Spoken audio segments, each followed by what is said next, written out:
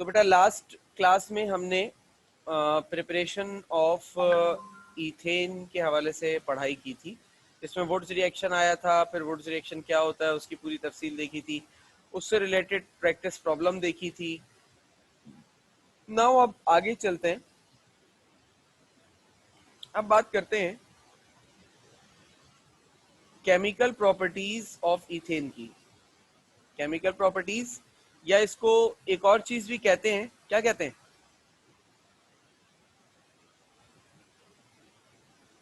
बताया हुआ है reactions. Reactions. Very good, reactions of ethane, एक ही बात है।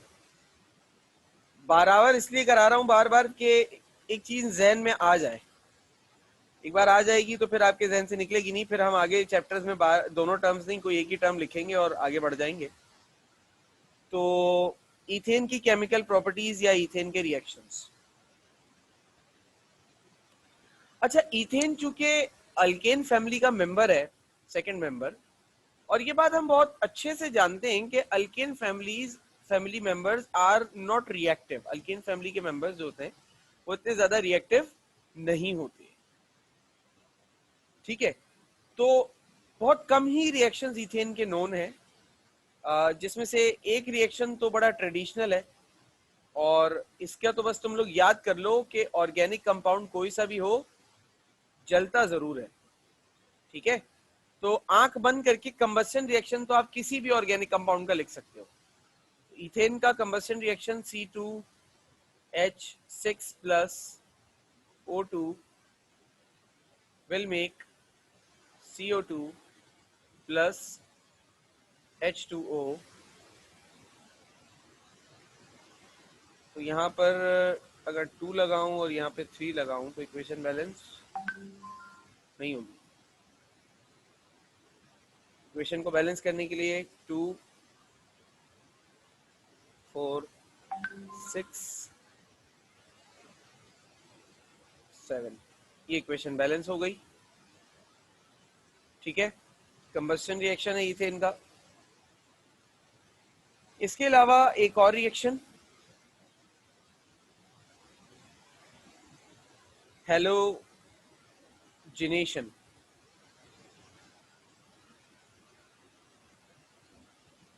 इसे हैलोजिनेशन भी कहते हैं और फोटोकेमिकल रिएक्शन भी कहते हैं। फोटोकेमिकल रिएक्शन ऑफ इथेन का अगर नाम आ रहा है तो आप समझ जाइएगा हैलोजिनेशन की बात हो रही है। हैलोजिनेशन ऑफ इथेन या फोटोकेमिकल रिएक्शन ऑफ इथेन का क्या मतलब होता है वो देख ले। एडिशन ऑफ हैलोजन एटम,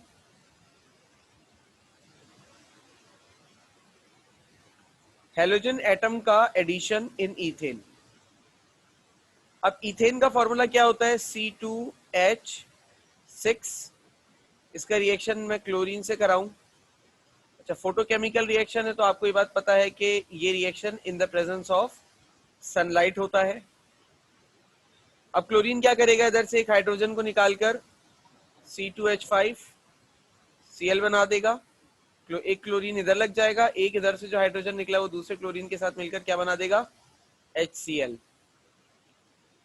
फिर अब चूंकि फोटोकेमिकल रिएक्शन, आपको एक और बात भी बता दें कि ये क्या है होता है। फोटोकेमिकल रिएक्शन जो होते हैं ये चेन रिएक्शंस होते हैं, यानी कि ये जब तक सारे एटम्स सब्स्टिट्यूट नहीं हो जाते तब तक ये रिएक्शन कंटिन्यूसली चलता रहता है। तो C2H5Cl, इसके बाद C2H5Cl plus Cl2, ये रिएक्शन कंटिन्यूसली चलेगा। सर ये वही है ना क्लोरीनेशन, जैसे हमने मीथेन में पढ़ी थी। जी बेटा बिल्कुल ये वैसे ही है, बस फर्क ये है कि वहां मीथेन था, यहाँ इथेन है, इतना फर्क है। तो ये रिएक्शन की इक्वेशन तो आप लोग खुद भी लिख सकते हो, कंटिन्यूसली सारी इक्वेशन लिखते हुए चले जाओ। C2H3Cl3 HCl,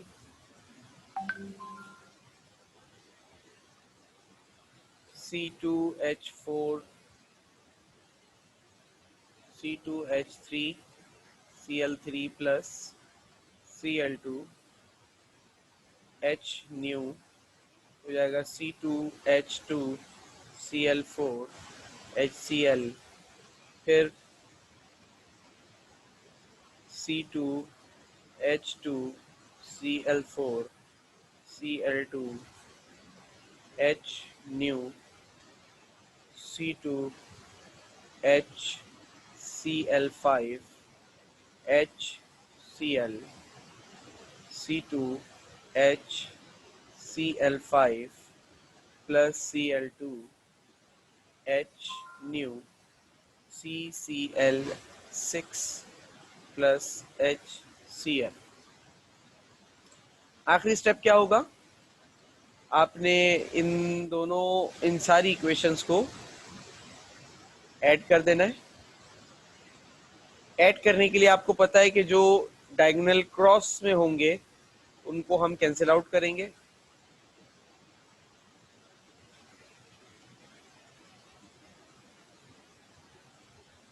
ठीक है, क्रॉस में थे, अच्छा क्रॉस में थे इसलिए कैंसिल आउट किया जी। लास्ट इक्वेशन में एक कार्बन, ओके एक ओके कार्बन समझ कहाँ गया? जी जी समझ गया बेटा, गलती मुझसे हुई है, अब सही है। Yes sir. इनको कैंसिल आउट कर दिया, कैंसिल आउट करने के बाद इधर क्या रह गया, C2H6 C2H6, इधर क्या है, सारे क्लोरीन्स को प्लस कर लो, 6Cl2 H न्यू, इधर सब कैंसिल होने के बाद यहाँ क्या आ गया, C2Cl6, इधर सारे HCl को प्लस कर लो, 6HCl। ठीक है, तो ये आपकी फाइनल इक्वेशन जो है वो हेलोजनेशन की ये है। अच्छा देखो एक बात अक्सर यहाँ पर जो है ना मसला होता है स्टूडेंट्स को, तो मैं वो थोड़ा सा अभी यहाँ पे बताऊं। ये आपकी फाइनल इक्वेशन है, फाइनल इक्वेशन ये है जी। एक चीज जो अक्सर स्टूडेंट्स को प्रॉब्लम होती है कि हेलोजनेशन रिएक्शन लिखने को आया, अब कभी ऐसा होता है कि हेलोजनेशन के अंदर वो आपसे सिर्फ ये फाइनल इक्वेशन पूछ रहा होता है, कभी ऐसा होता है कि वो पूरी सारी इक्वेशंस पूरा मैकेनिज्म सब पूछता है। अच्छा मैंने मैकेनिज्म नहीं लिखवाया, मैकेनिज्म ना लिखवाने की वजह सिर्फ ये है कि मैकेनिज्म में अभी आपको ऊपर यहाँ पर मीथेन में ये करवा चुका हूँ, तो सेम मैकेनिज्म होता है, मैकेनिज्म में फर्क नहीं है, ठीक है ना, तो इसलिए मैंने मैकेनिज्म नहीं लिखा यहाँ पर। तो अब स्टूडेंट्स को कंफ्यूजन ये रहती है कि भाई हम जो है वो फाइनल इक्वेशन कब लिखें और सारी इक्वेशन या पूरा मैकेनिज्म कब लिखें। बेटा सवाल पे डिपेंड करता है, अगर इक्वेशन सिर्फ एक नंबर की लिखने को कह रहा है आपसे, एक नंबर का सवाल आ रहा है, तो एक नंबर के लिए आप सिर्फ एक इक्वेशन लिखोगे, इतनी मेहनत क्यों करोगे कि 5 6 इक्वेशन भी लिखो फिर इनका मैकेनिज्म भी समझाओ। सवाल के नेचर को समझना और समझ के सॉल्व करना, ठीक है, क्लियर? कोई सवाल या कंफ्यूजन किसी को? सर जी बेटा, जब ये इसमें आएगा केमिकल प्रॉपर्टीज या रिएक्शन में आएगा तब हम पूरा मैकेनिज्म के साथ लिखेंगे? बेटा सवाल देखो, सवाल समझना होगा। सवाल में अगर कह रहा है कि डिस्कस हेलोजनेशन रिएक्शन, कोई और पार्ट वार्ट कुछ नहीं है, सिर्फ आपसे कह रहा है डिस्कस हेलोजनेशन रिएक्शन, तो आपको पूरी तफसील लिखनी पड़ेगी फिर सारी इक्वेशन। अच्छा हेलोजनेशन रिएक्शन बोलकर नहीं छोड़ेगा, आगे बताएगा इथेन या मीथेन, तो फिर आपको पूरी तफसील बतानी पड़ेगी वहां पर कि क्या रिएक्शन है, सारी इक्वेशंस भी लिखनी पड़ेंगी, मैकेनिज्म भी लिखना पड़ेगा, सब करना पड़ेगा, ठीक है। लेकिन अगर कह रहा है right equation of halogenation reaction, और सवाल में 4 पार्ट दिए हुए, यानी कि सिर्फ यही नहीं दिया हुआ, 3 पार्ट और भी है इसके, तो अब 4 नंबर का सवाल है, हर पार्ट 1 नंबर का होगा, तो अब सिर्फ 1 नंबर का सवाल दिया तो उसमें सिर्फ फाइनल इक्वेशन लिखना, ठीक है। जी सर।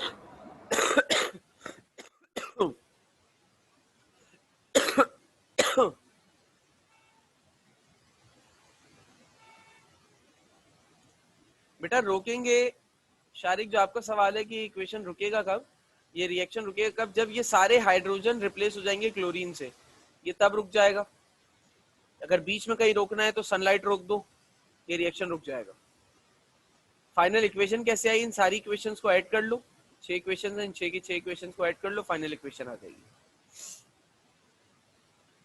ठीक है, आगे चल रहा हूं।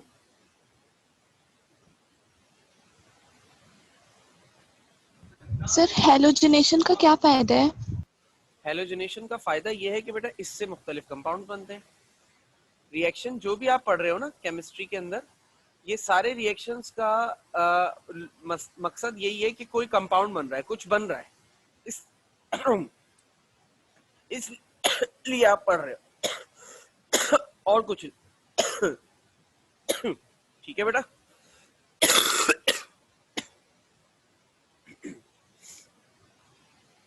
हफ्सा, जी सर। क्लियर है? जी जी। अच्छा, यूजेस ऑफ इथेन की अगर बात करें तो it is use as fuel. इसका इस्तेमाल फ्यूल की तरह होता है, फ्यूल की तरह इसको यूज किया जाता है। उसके अलावा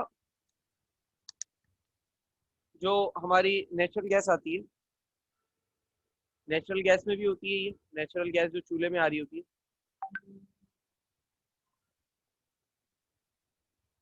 it is present in natural gas, natural gas में होती है।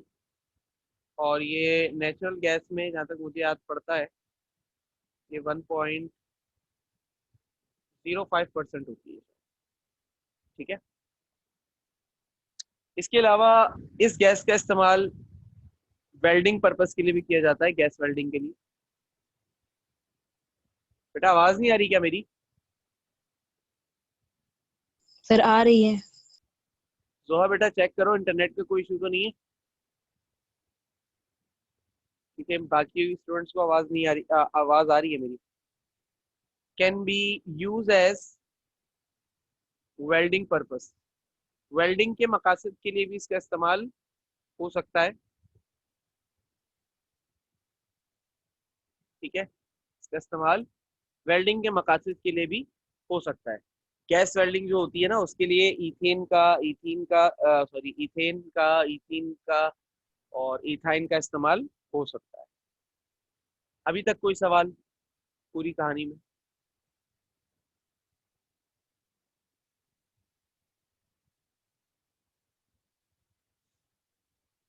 बेटा कोई सवाल? सर पहले पॉइंट में जो फ्यूल है ये नेचुरल गैस से हटके कौन सी वाली फ्यूल की बात हो रही है? बेटा फ्यूल का मतलब नेचुरल गैस वाला ही फ्यूल है। स्टीम इंजन चला रहे हो या कोई जनरेटर चला रहे हो, नेचुरल गैस वाला ही फ्यूल है। और मैंने 2 पॉइंट्स में ही लिख दी है, बात समझ लो, इसको 1 पॉइंट कर लो, कोई इशू नहीं है। ठीक है, यस सर। सर जी ये वेल्डिंग वही वाली है ना, वो जो ब्लो टॉर्च टाइप का जो उनके पास इंस्ट्रूमेंट होता है, मतलब उसमें ये कह रहे हैं कि ये इस्तेमाल होती है? जी बेटा, उसमें इस्तेमाल होती है। अच्छा, वेल्डिंग भी ना अलग अलग टाइप की होती है। गैस वेल्डिंग होती है, आर्क वेल्डिंग होती है, प्लाज्मा वेल्डिंग होती है, बहुत तरह की वेल्डिंग होती है। इसमें जो गैस वेल्डिंग होती है इसका इस्तेमाल सिर्फ उसमें होता है। कुछ इलेक्ट्रिक वेल्डिंग भी होती है, तो इलेक्ट्रिक वेल्डिंग में इसका इस्तेमाल नहीं होता। इलेक्ट्रिक वेल्डिंग में करंट ही यूज हो रहा होता है। ठीक है,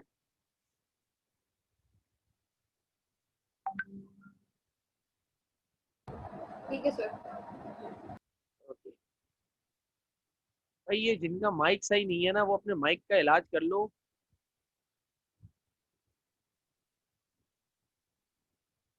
ठीक है जोआ, मैं अपलोड कर दूंगा। अच्छा जी, एक तो ये चीज हो गई। अब आ जाते हैं हम अपने नेक्स्ट टॉपिक की तरफ चलते हैं। Chemistry of alkane family complete हो गया। अब हम अल्कीन्स की तरफ जाएंगे। तो केमिस्ट्री ऑफ इथीन हम करेंगे इंशाल्लाह अल्कीन में, क्योंकि अल्कीन का पहला जो मेंबर होता है वो केमिस्ट यही होता है। अच्छा, वो करने से पहले आपको थोड़ी सी कुछ बातें बता दें अल्कीन्स के हवाले से ना, यहाँ पे बजाय ये हेडिंग डालने के हम अल्कीन की हेडिंग डाल लेते हैं। अल्कीन्स, अल्केन कंप्लीट हो गया। अब अल्कीन से स्टार्ट कर रहे हैं, फिर अल्कीन्स के बाद अल्काइंस आएगा, फिर एरोमेटिक कंपाउंड्स आएंगे और फिर ये चैप्टर कंप्लीट होगा। ठीक है ना। अल्कीन्स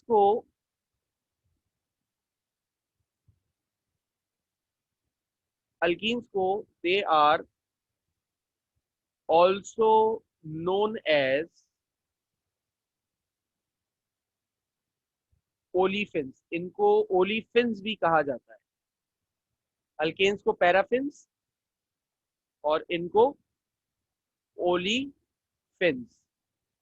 ओलिफिन्स का मतलब क्या है? ओलिफिन्स का मतलब क्या है? सर जो थोड़े से रिएक्टिव हो। नहीं नहीं, ओलिफिन्स का मतलब होता है ऑयल फॉर्मिंग। ठीक है, ये ऑयल्स जो होते हैं ना आपके मुख्तलिफ तरह के जो ऑयल्स होते हैं, तो ये ऑयल जो है ना वो अल्कीन कंपाउंड से ही बनते हैं। ठीक है।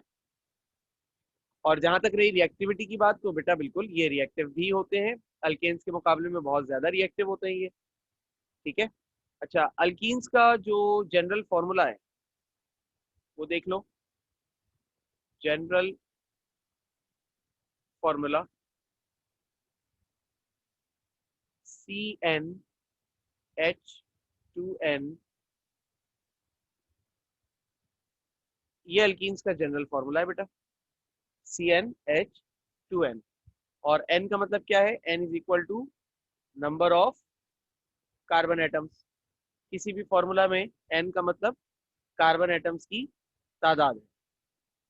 सही है। अच्छा, अगर इस फैमिली के कुछ कंपाउंड्स की बात करें तो C2H4, C3H6, C4H8 and so on. अब ये C2H4 क्या है? ये कहलाता है बेटा इथाइलीन। सॉरी, इथाइलीन इसको मैं आगे लिखता हूँ, पहले इसका मैं वो नाम लिखूं। IUPAC नेम इसका, एक मिनट बेटा। जी बेटा, तो IUPAC नेम जो है वो इसको कहा जाता है इथीन, इसको कहा जाता है प्रोपीन, इसको कहा जाता है ब्यूटीन। इसके अलावा इनको जबरदस्ती का एक नाम हमने और दे रखा है। इथीन को हम इथाइलीन भी कहते हैं और प्रोपीन को हम प्रोपाइलीन भी कहते हैं, ब्यूटीन को हम ब्यूटाइलीन भी कहते हैं। ये हमने जबरदस्ती एक खुराफाती बात करके रखी हुई है, मतलब इसका कोई सर पैर नहीं है इथाइलीन प्रोपाइलीन वाली बात का। असल में अल्कीन्स को ना हम एसिटाइलीन्स, ये जो इथाइलीन है, अच्छा इसको हम एसिटाइलीन भी कहते हैं। एक और मुझे ये नाम याद आ गया इसका, इसको हम एसिटाइलीन भी कहते हैं। तो ये बस किसको क्या कहा जाता है इतना याद रखो, इथीन का हूं, इथाइलीन का हूं, एसिटाइलीन का हूं, सबका मतलब यही है। मैं C2H4 की बात कर रहा हूं। मैं वैसे बात करते वक्त, बात समझाते वक्त मोस्ट प्रोबेबली मैं लफ्ज इथीन का इस्तेमाल करता हूँ, लेकिन नॉलेज में इथाइलीन और एसिटाइलीन होना चाहिए, क्योंकि पेपर में यह हमसे सवाल कर सकते हैं इथाइलीन का कहकर कर सकते हैं, एसिटाइलीन का कहकर कर सकते हैं। तो हम वहां ये नहीं बोलेंगे कि ये हम नहीं खेल रहे भाई, क्योंकि हमें ये नहीं पता। तो अब वो खेलने वाला सिस्टम तो यहाँ है नहीं कि मैं नहीं खेल रहा। ठीक है भाई, तो इसलिए पता हमें सब होना चाहिए। तो अल्कीन्स क्या है? अल्कीन्स आर unsaturated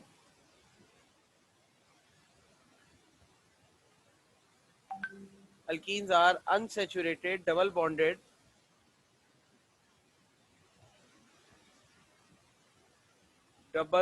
यानी डबल बॉन्ड रखने वाले and open chain hydrocarbons.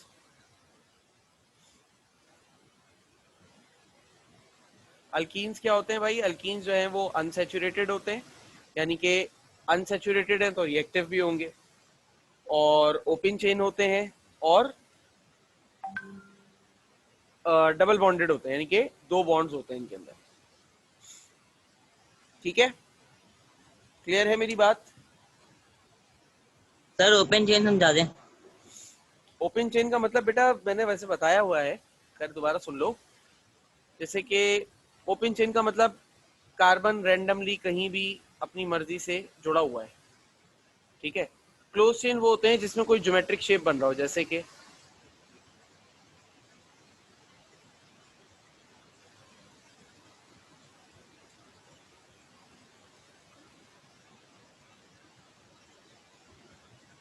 Simple.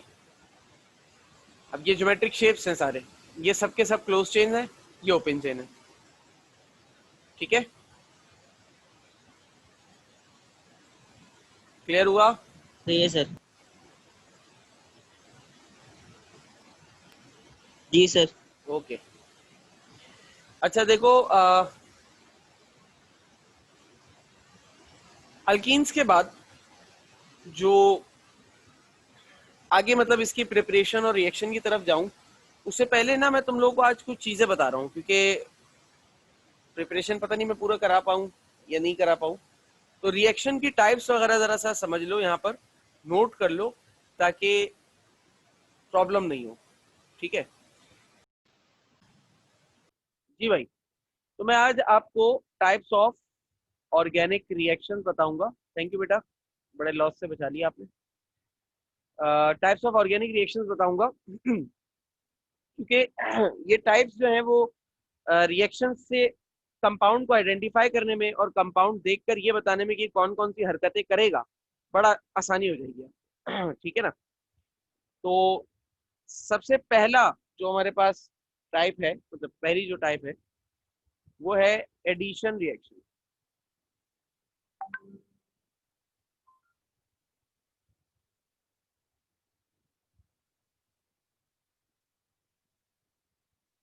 Addition reaction, addition reaction कौन करता है भाई? एडिशन रिएक्शन तमाम के तमाम अनसैचुरेटेड कंपाउंड जो होते हैं। सर ये वही है ना इंट्रोडक्शन में जो आपने थोड़ा सा पढ़ाए थे, मैंने कब पढ़ाया थी? Addition substitution elimination. मैं पढ़ा चुका हूँ क्या? नहीं सर, थोड़ा सा सर आपने उनके नाम बताए थे, इतना डीप नहीं बताया था आपने। चलो चलो सही है, फिर अभी हम इसकी कहानी थोड़ी सी गहराई में जाके देखते हैं। तो एडिशन रिएक्शन जी बिल्कुल आयशा बेटा ये हैं वही, लेकिन अब थोड़ा सा इसको मैं और तफसील से आपके सामने रख रहा हूँ। तो एडिशन रिएक्शंस वो रिएक्शंस होते हैं या वो कंपाउंड एडिशन रिएक्शन करते हैं जो क्या हो? अनसेचुरेटेड हो। अनसेचुरेटेड जो भी कंपाउंड होता है वो एडिशन रिएक्शन की तरफ जाता है। सही है? अच्छा, अब मिसाल ले लेते हैं कि मेरे पास इथीन है।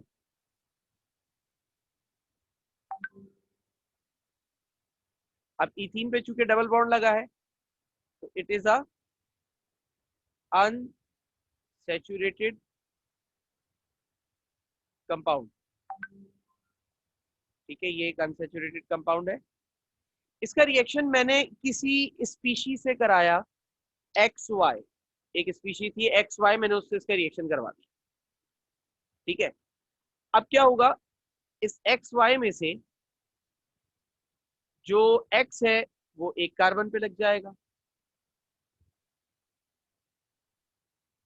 और बीच का डबल बॉन्ड खत्म हो जाएगा। जो वाई है वो दूसरे कार्बन पे लग जाएगा। तो ये हो गई एडिशन। ठीक है, इसे कहते हैं एडिशन रिएक्शन। अब इसकी जो दूसरी टाइप है वो क्या है? वो है एलिमिनेशन।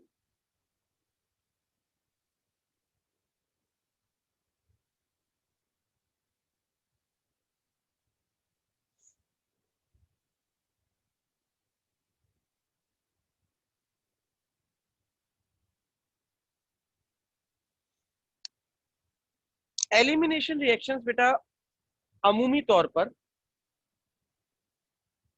सैचुरेटेड कंपाउंड्स में होती है।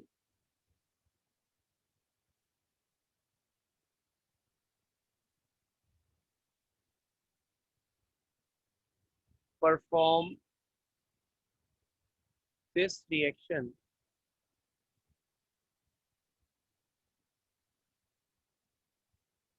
प्रीफरेबली,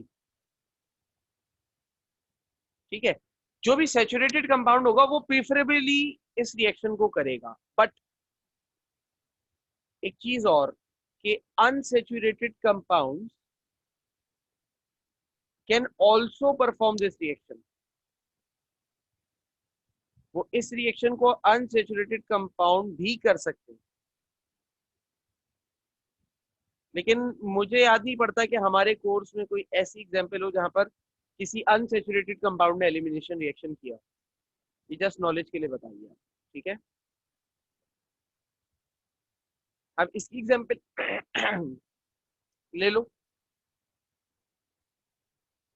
ये कंपाउंड है भाई आपके सामने,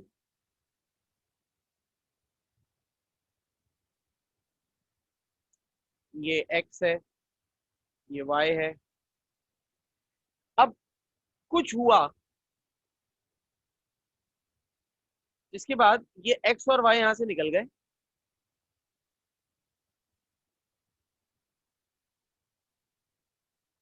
और ये प्रोडक्ट आ गया।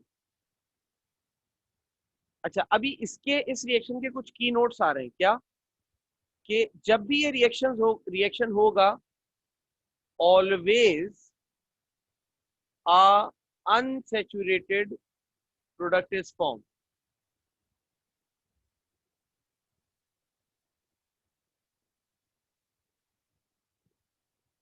ये रिएक्शन जब भी होगा तो हमेशा अनसैचुरेटेड प्रोडक्ट बनेगा, ये बात याद रखिए। अनसैचुरेटेड कंपाउंड से भी, अनसैचुरेटेड क्या कह रहे हो? अनसैचुरेटेड कंपाउंड जब परफॉर्म करेगा तब भी अनसैचुरेटेड प्रोडक्ट हाँ आएगा। हाँ हाँ, मजीद अनसैचुरेटेड हो जाएगा, मजीद। मतलब अल्कीन से अल्काइन में कन्वर्ट हो जाएगा। बिल्कुल ऐसे ही है, वेरी गुड, ऐसा ही है, ठीक है। तो ये रिएक्शन जब भी होगा कंपाउंड अनसैचुरेटेड हो जाएगा, अगर पहले से अनसैचुरेटेड है तो मजीद अनसैचुरेटेड हो जाएगा, ठीक है। यानी कि अनसैचुरेशन में इसकी इजाफा होगा। और most of the time, mostly it is a type of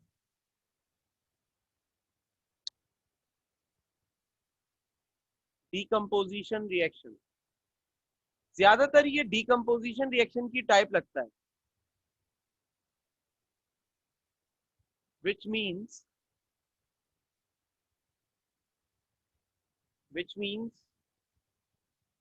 one product, sorry, which means one reactant and more than one product।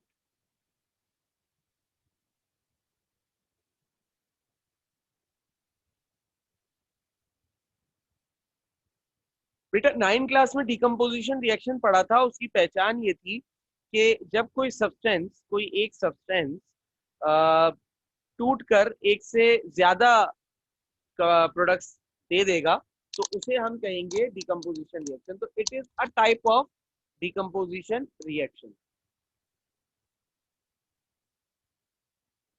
तीसरी टाइप की तरफ चलते हैं।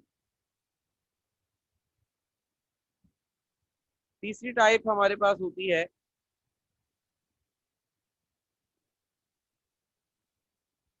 Substitution reaction.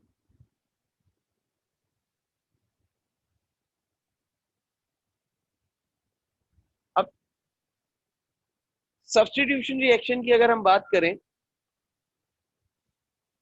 तो substitution reaction can be done in saturated as well as unsaturated compounds। दोनों में ही हो सकता है ये, आगे आएंगी इसकी एग्जाम्पल भी, तो हम बताएंगे आपको। अभी फिलहाल सब्स्टिट्यूशन की एग्जाम्पल तुम लोग देख भी चुके हो। मीथेन था,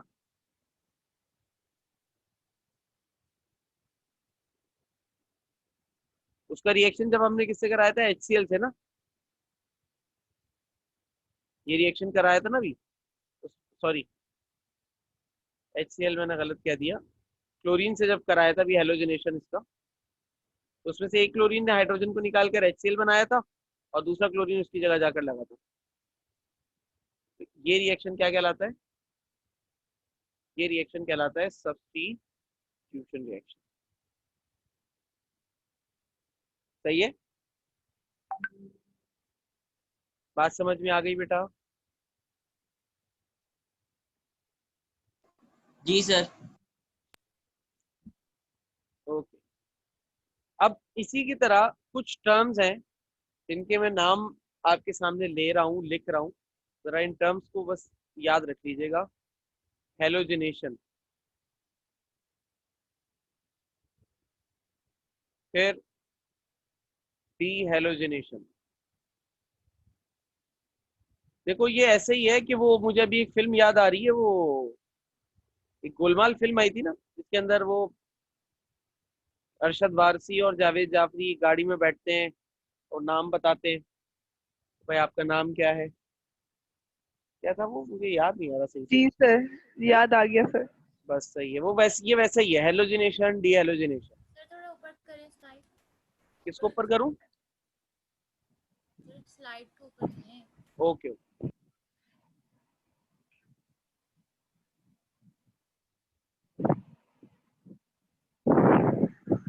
ओके, ये फाइल तो व्हाट्सएप पर भेजेंगे ना ग्रुप पे?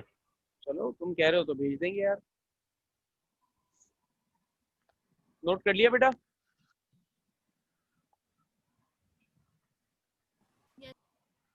हाँ भाई, तो हेलोजिनेशन, फिर डीहेलोजिनेशन, फिर हाइड्रोजनेशन, इसी के साथ डीहाइड्रोजिनेशन, डीहाइड्रोजनेशन के बाद हाइड्रोहेलोजिनेशन,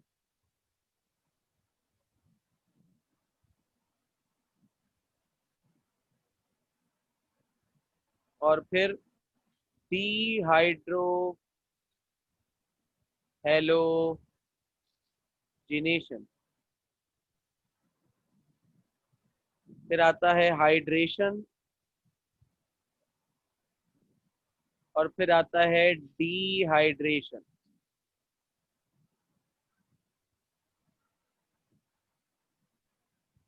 ठीक है, अब हेलोजिनेशन में क्या होता है, addition of halogen, halogen add होता है। अब कोई सा भी हेलोजन हो सकता है वो, जिसको हम कहते हैं, अच्छा इसको हम कहते हैं X2 की एडिशन। ठीक है, अब X2 में कुछ भी हो सकता है, फ्लोरीन, क्लोरीन, ब्रोमीन, आयोडीन लिख देते हैं। इसमें F2 भी हो सकता है, Cl2 भी हो सकता है, Br2 भी हो सकता है, I2 भी हो सकता है। एस्टेटीन नहीं आता ऑर्गेनिक केमिस्ट्री में। ठीक है, डीहेलोजिनेशन, डीहेलोजिनेशन का मतलब होता है किसी कंपाउंड में से रिमूवल ऑफ हेलोजन, हेलोजन को निकालना। ठीक है, फिर आता है हाइड्रोजनेशन, हाइड्रोजनेशन का मतलब होता है एडिशन ऑफ हाइड्रोजन, हाइड्रोजन का ऐड हो जाना। डीहाइड्रोजनेशन का मतलब क्या है, रिमूवल ऑफ हाइड्रोजन। ठीक है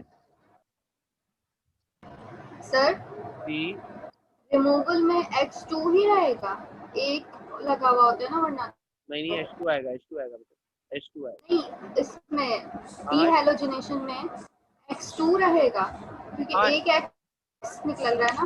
नहीं बेटा, X भी दो ही निकलते हैं, अगर X भी निकलेंगे तो वो दो निकलेंगे, एक मॉलिक्यूल नहीं होता ना, रिएक्शन में तो बहुत सारे मॉलिक्यूल्स होते हैं इस वजह से। दो मॉलिक्यूल्स वाली बात। जी, एडिशन, तीसरा अगला जो पॉइंट है एडिशन ऑफ हाइड्रोहेलोजन, हाइड्रोहेलोजन का ऐड होना। अच्छा, हाइड्रोहेलोजन कौन होता है? HCl से, सॉरी, हाइड्रोहेलोजन का ऐड होना HX कहलाता है। वो होता है ना acid, HCl, HF, HBr, HI, इन चार में से किसी का भी ऐड हो जाना। ठीक है। डीहाइड्रोहेलोजनेशन का मतलब क्या है? रिमूवल ऑफ हाइड्रोहेलोजन, हाइड्रोहेलोजन का रिमूव होना यानी कि HX। हाइड्रेशन का मतलब क्या है? Addition of water. और डिहाइड्रेशन का मतलब क्या है? Removal of water. ठीक है। अब बस अलविदाई बात सुनते जाओ। रिमूवल ऑफ हेलोजन कैसे होता है? जिंक डस्ट की मदद से होता है। रिएजेंट याद करने के लिए बता रहा हूँ। जिंक डस्ट का इस्तेमाल करोगे, रिमूवल ऑफ हेलोजन हो जाएगा। डिहाइड्रोहेलोजनेशन के लिए जो रिएजेंट इस्तेमाल होता है उसे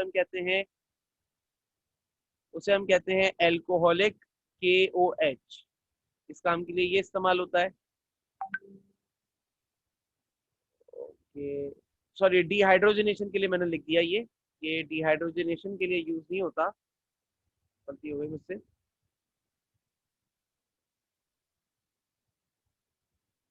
डीहाइड्रोजनेशन होता है।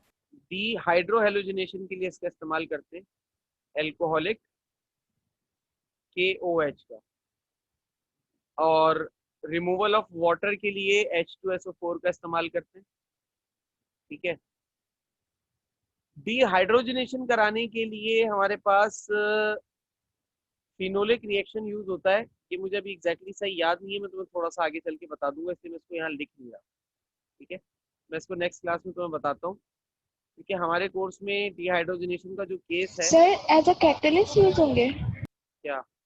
हाँ, नहीं, कैटलिस्ट कह लो, यही कह लो कि इनकी वजह से ही रिएक्शन होता है, यानी कि यही रिएक्टेंट्स होते हैं जो इनको रिमूव करवाने में काम करते हैं।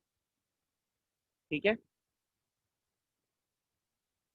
मतलब ये जो कंपाउंड्स है ये रिएक्शन में यूज? बिल्कुल बिल्कुल रिएक्शन में यूज होते हैं बेटा, बिल्कुल रिएक्शन में यूज होते हैं। एक्स का मतलब ये लिख दिया मैंने, और HX का मतलब भी लिख देता हूँ, वरना बाद में परेशान होंगे। सारी बातें बताता मैं चल रहा हूँ, बाद में जो है ना ये मत बोलना कि सर ये नहीं पता या वो नहीं पता। HBr, HI, और कुछ बचा है बताने लायक? डीहाइड्रोजनेशन में भी जिंक यूज होता है। नहीं, जिंक यूज हो सकता है फिनोलिक अगर रिएक्शन हो रहा होगा। इसको मैं सही से बेटा देख के बता दूंगा। डिहाइड्रोजनेशन क्या कह रही हो ना? डिहाइड्रोजनेशन कह रही हो ना यस सर, यस। बेटा? मैं इसको थोड़ा सा देख के बता दूंगा, डिहाइड्रोजनेशन को मैं देख के बता दूंगा, क्योंकि एक दो तरीके हैं। अब मुझे ये, मेरे जहन में एक दो तरीके हैं, लेकिन मसला मुझे सिर्फ इतना देखना पड़ेगा कि आपके कोर्स में कौन सा है। अगर कोर्स में कोई नहीं है तो मैं दोनों तीनों बता दूंगा, जिसको जो आसान लगे कर लेना। और अगर कोर्स में कोई खास दिया हुआ है तो मैं फिर पहले वो बताऊंगा, फिर कोई एडिशनल चीज बताऊंगा। सही है? तो ये मुझे कल याद दिला देना, मैं इंशाल्लाह कल बता दूंगा। सही है? Okay sir. ठीक है, तो आज की बात यहीं तक। ये सारी चीजें याद कर लीजिएगा, नोट कर लीजिएगा। बाकी बात इंशाल्लाह आपसे कल होगी। अल्लाह हाफिज। ठीक है sir, thank you, Allah Hafiz. Allah Hafiz.